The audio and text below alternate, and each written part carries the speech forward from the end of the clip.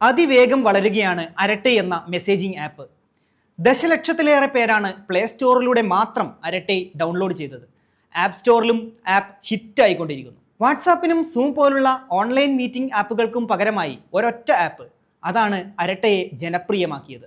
പരമ്പരാഗത മാധ്യമങ്ങളും സോഷ്യൽ മീഡിയയും എന്തിന് രാഷ്ട്രീയക്കാരും വരെ അരട്ടയ്ക്ക് പിന്തുണയുമായി എത്തിയിരിക്കുകയാണ്.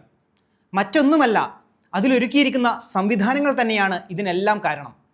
അരട്ടയുടെ ഫീച്ചറുകൾ എന്താണെന്ന് നോക്കാം. സന്ദേശങ്ങൾ അയക്കാനും ചാറ്റ് ചെയ്യാനുമുള്ള ആപ്ലിക്കേഷനാണ് അരട്ടെ.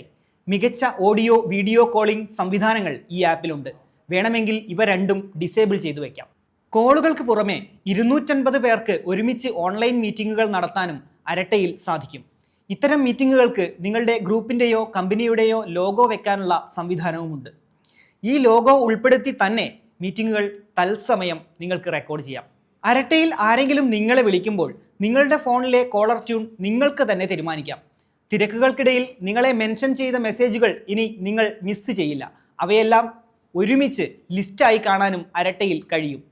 പോക്കറ്റ് എന്ന ഓപ്ഷൻ ഉപയോഗിച്ച് ഇമ്പോർട്ടൻ്റ് നോട്ടുകളോ മെസ്സേജുകളോ സേവ് ചെയ്തു വെക്കാം. ഇമെയിലേതിനു സമാനമായി ചില മെസ്സേജുകൾ സ്റ്റാർ ചെയ്തു വെക്കാൻ ഇഷ്ടപ്പെടുന്നവരാണെങ്കിൽ അതുമാകാം.